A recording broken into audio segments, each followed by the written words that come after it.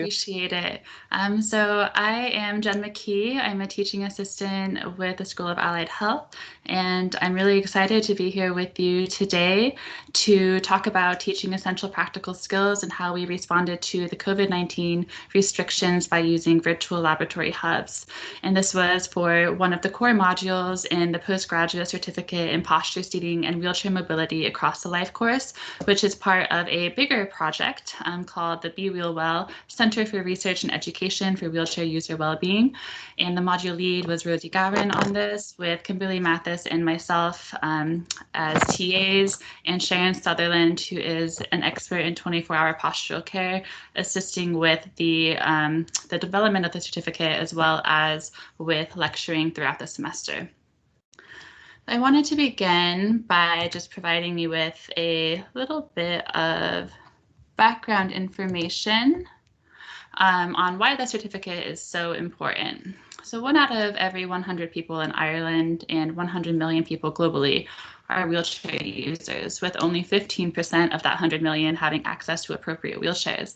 And this is a huge issue because poorly prescribed wheelchairs can contribute to major health and well-being issues that can significantly influence a person's access to opportunities and quality of life.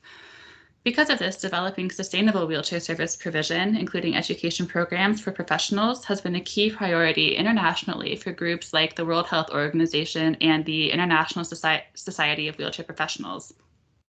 There is a huge current need for accessible education and training to ensure sustainable development. And this specific postgraduate certificate here at UL is the only of its kind in Ireland and internationally as well. So seed funding to develop this certificate, as well as the larger Be Wheel Well project, was given through the Health Implementation, Science and Technology and HRI, with the July stimulus subsidizing 20 places on the certificate for students to register. We had a number of learning outcomes for this module, which is the Sustainable Posture, Seating, and Wheelchair Mobility Provision across the life course. And it's one of the core modules of the certificate, and it is 9 credits. The learning outcomes that we're going to be focusing on today are the psychomotor learning outcomes, because those are most closely related to our virtual labs.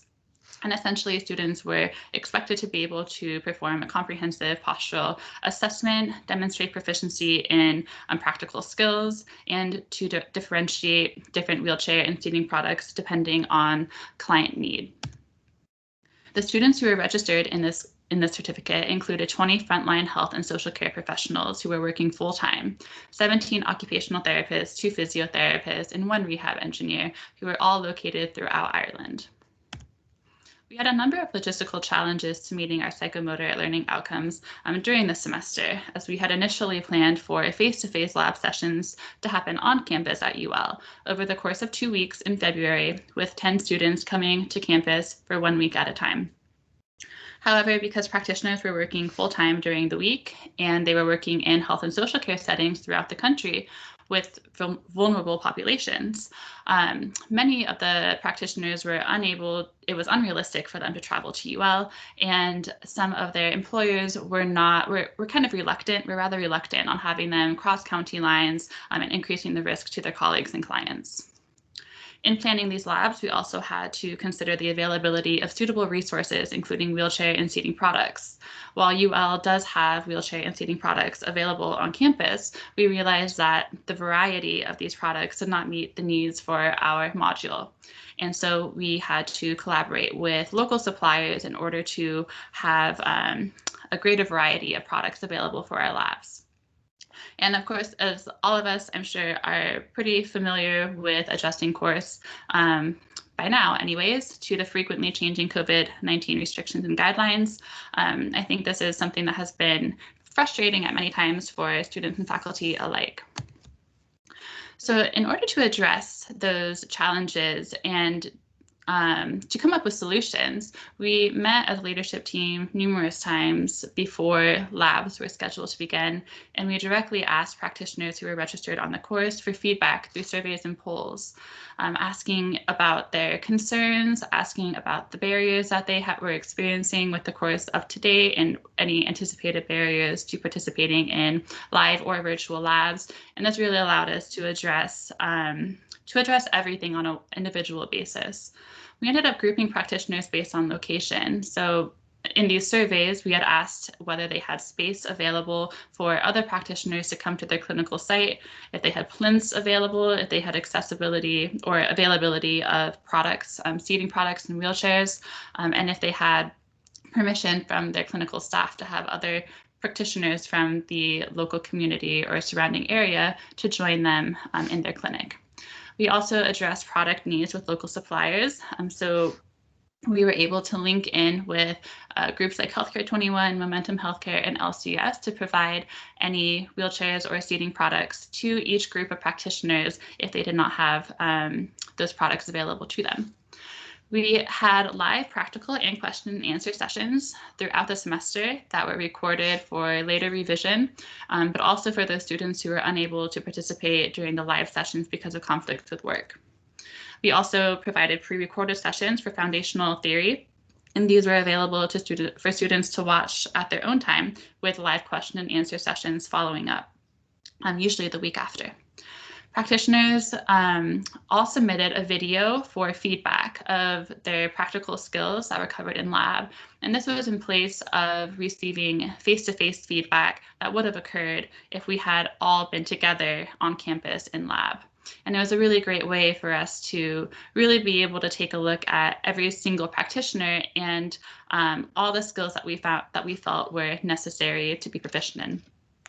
And then finally, each practitioner was assessed with case-based assignments and a final group presentation, which helped bring everything from the course module together. Our labs then ended up taking place over 3 days with 6 final groups spread throughout the country and 2 students who opted to self-study due to conflicts with work. One of these groups was on campus at UL, and that group was made up of practitioners who did not have access to a space to participate in live labs or the product or material, such as a plinth, wheelchairs, or seating products, and perhaps they didn't have another practitioner in their surrounding area who they could link with in order to practice the hands-on skills. There are 5 staff involved in this round of virtual labs, and in the future, we feel that it wouldn't take quite so many staff members, but it was definitely helpful to have all hands on deck as we were working through how this would look on the day. And those staff members included our lecturer, who was Sharon Sutherland, and she virtually streamed the lecture from Sligo. Rosie, the module lead, who was on campus at UL with Kimberly, one of the TAs. I was also coming in virtually to assist with moderating the chat box and making sure everything was going well from a technology standpoint. And then we also had the technicians on campus to assist with needs there. On day 1, we had our postural assessment and measurement lab, which is really where all of our hands-on skills were conducted. On day 2, we had selecting a seat cushion and back support, which was a really great opportunity for us to essentially crowdsource all the products that practitioners had available to them from their local suppliers. So we had a much larger variety of product than we would have had if everyone had been together on campus at UL. And that was really nice because the product that each group of practitioners had available to them was more applicable to what they would see day to day in their clinical setting. And on day 3, we had our wheelchair skills lab, which included a pre-recorded session going over the foundations of kind of motor learning principles, and then just the basic wheelchair skills. And the rest of the day was dedicated to practicing with partners and to filming their practical skill demonstration videos. We provided each practitioner with a few different toolkits in order to help make sure they would be prepared for virtual labs. and to help set their expectations for what it would be like and how this might translate to their clinical practice if they were to ever provide telehealth services, particularly with vulnerable populations or as a way to reach more rural areas in the future. Our virtual hubs were spread throughout the country, and these pictures are from the group that was on campus at UL. And you can see that we took all necessary precautions with PPE, and their hand sanitizer stations spread throughout. The lab sessions were spread out in 2-hour blocks to allow 1 hour in between each block for airing out the room, sanitizing everything.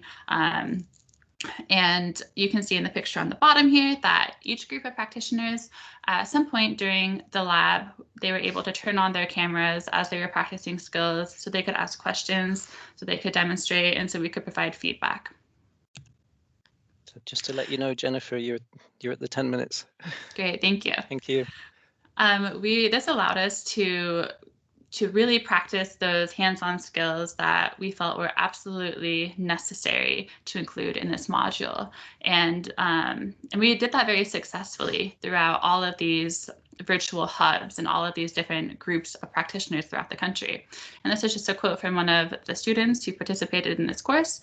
All of the content for this module has been very interesting and informative, and I'm really looking forward to implementing what I've learned in current practice. I am delighted to be part of such a wonderful initiative in this course.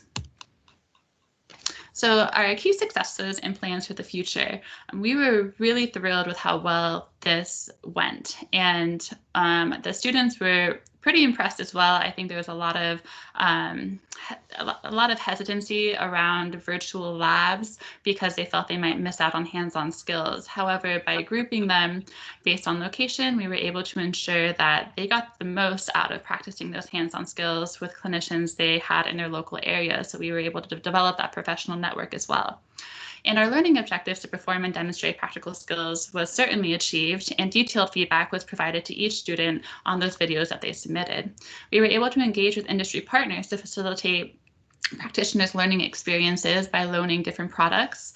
And the successful rollout of these virtual laboratory hubs really opens up the opportunity to connect with postgraduate professionals teaching and learning in the space internationally, as well as it provides a template to deliver a hybrid version of the program for team delivery, such as if any seating clinics, community clinics, or hospitals wanted to upskill their clinicians or practitioners, this would be a really feasible and successful way to do that. And that is all I have for you today. Thank you so much for your time. Perfect timing. Just got to the alarm.